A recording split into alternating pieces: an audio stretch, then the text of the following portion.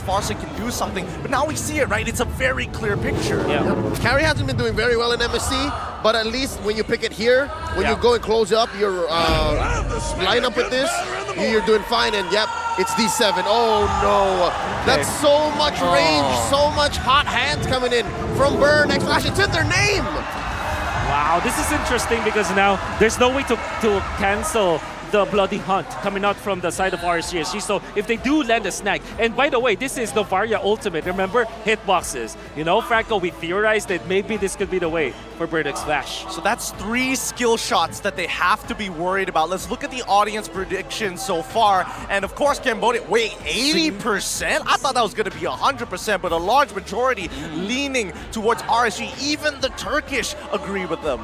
Singaporeans haven't really been, fully supporting our own homeboys, huh? Yeah. I think that's a fair argument.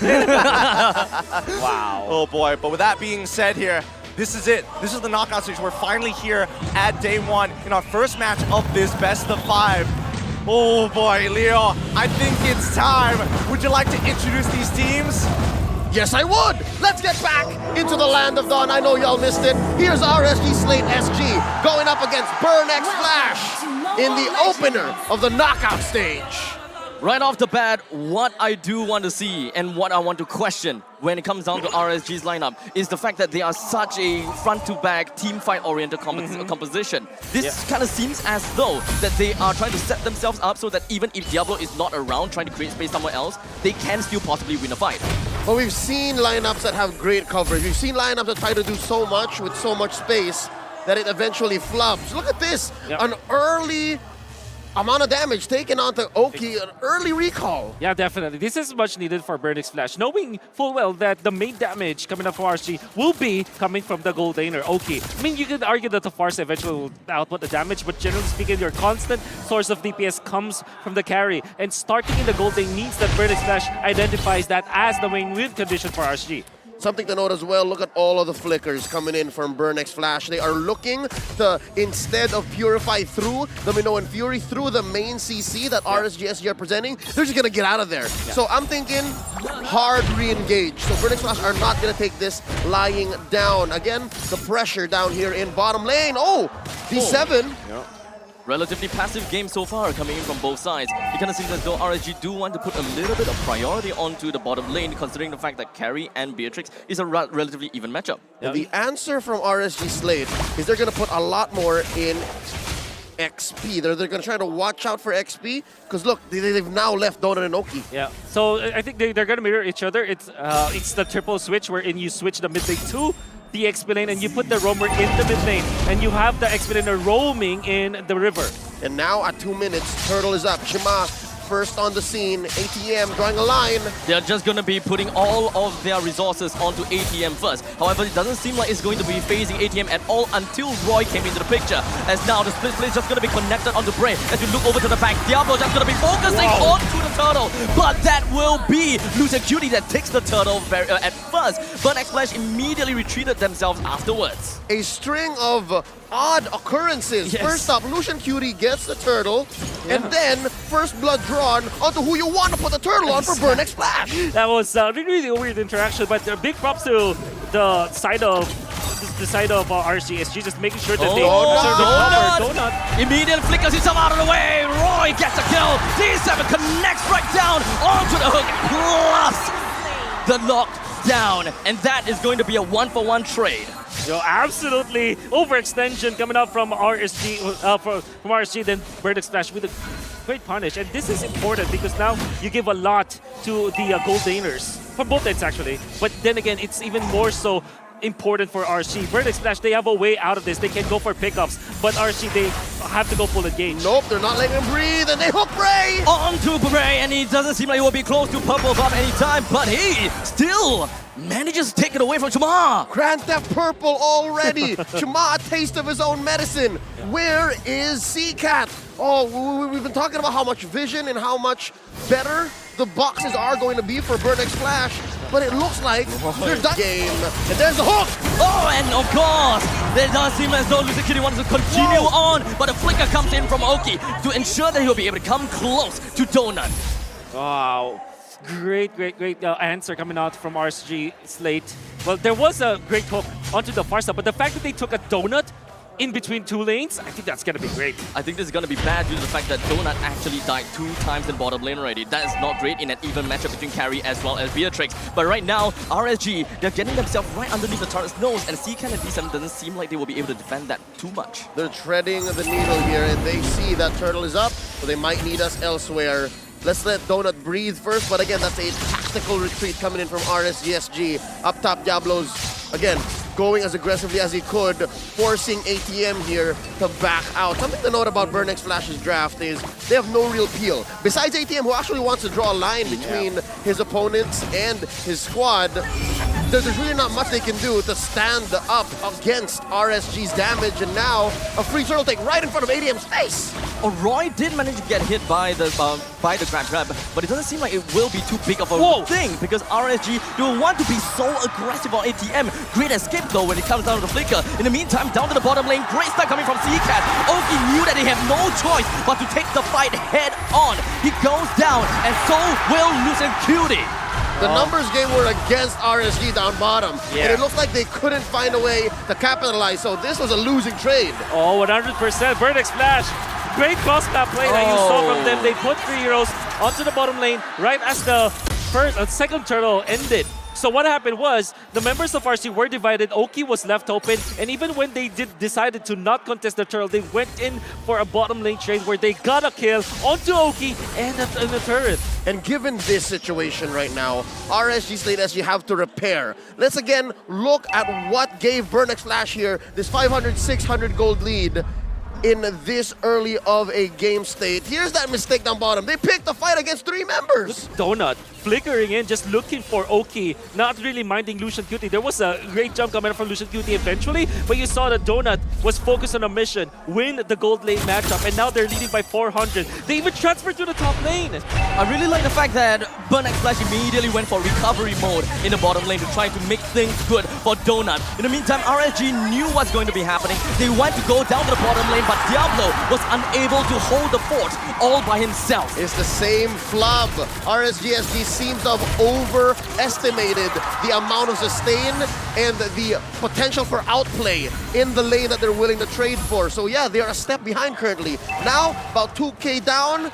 Bray looking to steal again this purple buff away from Chima, but Chima is a step ahead as well. Look, he took the purple already from RSG. The siege from Burnex Flash is definitely devastating over to the hands of RSG, right? There's really like not much that they can do. Burnex Flash is just playing their own game, while RSG is a little bit slow on that. Astral Echo already set in by CCAT, looking for better ways to engage, and here's ATM coming in. He's just gonna be caught in between of everyone else with the first person down. Bray takes himself the turtle, and Burnex Flash would want to retreat, full-on retreat. Shama makes a quick run, but Diablo with the sword-out strike brings him down with 2 members down. Wonderful recovery coming up from RG Slate, especially because they were able to control that pit on the turtle. But Burnex Flash, macro plays for the past 2 minutes. They traded for bottom lane turret, and then up top they got 2, then they got the middle. They might have given away the turtle, and now another turret, but they are evening up when it comes to the gold just because of their macro adjustments. It seems like there's a rubber banding effect here that RSG has taken advantage of. The fact that Burnex Flash has been conditioned to send more bodies elsewhere opens up that small window for RSG to, again, shrink this currently 400 gold lead, which was prior about 2,000. 5-5 here. The map's looking as close to 50-50 as it can be, with a minute away from the first lord of this game. Now we're looking for that next engage. A lot of vision coming in from Burnex Flash, so I'd say unless Diablo says, you know what, it's a clear go, boys. 2 here, 3 here, find that take, it should be go for RSG. One thing to note though, they still have that goal, that tier 1 up top. So I'm thinking, what's going to be the play? Oh yeah, of course, Sendoki. Yeah, Sendoki there. And by the way, Burnex Flash also managed to push the mid lane turret while also retaining their own. And while it is almost an even matchup when it comes to their economy, the fact that they have maintained their tier 1 in the middle means that they have more map control. And Donut immediately jumps himself into Panat's rage, followed after D7's hooks. So that's something you don't have when you're RSG. Everything has to come clean. Everything has to come when you're ready. The pincer maneuver down on the Oki. ATM brings him down. down as Burnex Flash huddles together, congregated together to make sure that they will be able to push RSG away from their own jungles. That's what I was saying. When Burnex Flash says we want this, they're more sure it's easier to set up. RSG need maybe 2 steps, and here comes Diablo. Unfortunately, the Petrify just did not connect. ATM comes in between and stops his advance. Oh, they're going for the blitz. Burnex Flash scores the first Lord of the game. Something to note, Diablo usually rocks and execute when he wants to play this way in the Benedetta. What's with the Petrify? Oh, I don't know. I don't know how to answer that. But what I do know is that Burnex Flash had a great last minute. It was the most fluid 1 minute I saw from Burnex Flash. They got a kill in the middle. They pinch from top into that L-bush up top where the lizard is. They got a kill onto Oki. Then they get the Lord. That was so fluid from Burnex Flash. There's definitely some sense in Diablo picking up the Petrify. Now, he kind of pretty much changed his idea and how he wanted to play the game. Instead of going so much of a side split push kind of thing, he will want to play for his team a lot more with the Petrify and all. But unfortunately, it seems like they are completely not utilizing the Benedetta's advantage. And it looks like D7, the rest of Burnex Flash have read into that. Maybe checkmate, because his hooks have been landing 50% of the time, and that's a huge stat. That's a huge amount of hooks coming in through a 10-minute game. That's a tier 2 in mid push, the main artery exposed for RSG. Slate SG, Burnex Flash looking to capitalize. They have a Lord. All the lasers synced. The top lane is just gonna be marched down by the Trident-bearing Lord, and he's gonna be melted down relatively fast. Whoa. In the meantime, great snipe down onto Lucid Cutie. The front line is not gonna be there for a good amount of time. There's not gonna be some presence coming in, but Red Hot coming in right through onto Oki, and this RSG doesn't have the damage that they wanted anymore. Knock up that stat to about 60%. If not, it's worth it. I don't care. You get one hook that matters. That's all that matters right now. And oh, Phantom airstrike along with a deadly cat. Everything's just gonna be tossed right on the opponents, and they will throw whatever that they can. ATM gets himself snacked out on top of Lucid Cutie. There's gonna be a 2-for-1 trade, but Oki is coming back out. The top lane and the middle lane inhibitor turret is unfortunately gonna be taken down, followed shortly by the bottom. 4v4, the defense of a lifetime coming in from RSG Slate. Roy doesn't have his feathered airstrike just yet. Burnex Flash, let's go. The Cambodian aggression, we're taught about this. It was part of the skills that we were given, and now we can see it. So ever since 9 minutes, they didn't even like let go of the pressure they're putting on the map. Pushing up top, pushing a bit, getting the Lord, and when they pushed against RSG, they stayed, but did not overstay. They got a pick off, they got more, but wonderful plays coming out from Roy. Do you see how much damage that was? Even Sika wasn't ready. Even Sika was shocked.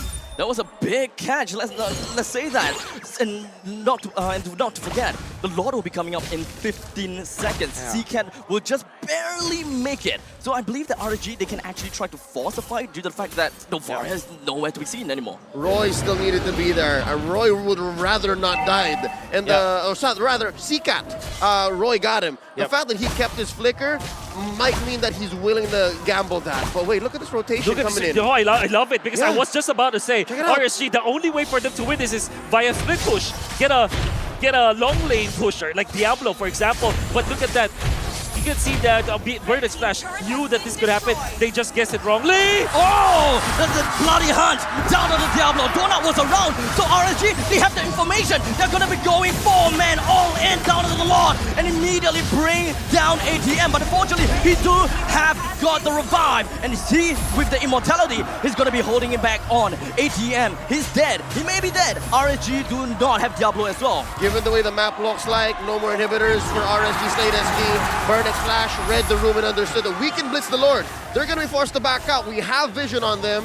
We're going to take this Luminous Lord and play the slow roll. Now, that's some high-level understanding coming up from Burnex Flash, and I really love their macro. Like I said, they just guessed a wrong bush, but the idea was there. They wanted to shut down Diablo because Diablo is the remaining win condition from RSG. The biggest problem for RSG now on this defense is that they will have to commit the feathered airstrike, and we know for sure that without the feathered airstrike, you will only rely on Oki's damage output, which is single target damage against the engage comp now of Burnex Flash. That is a big problem. How will they manage their resources? When will they use the feathered airstrike? That's a big dilemma for RSG. And that's what's making this all the more difficult. And that's why Burning Flash has so much time and space to work with. Yes, they now absolutely. have the Lord marching down through mid. It's a 5v5 defense, the siege of a lifetime. Can they start it off strong?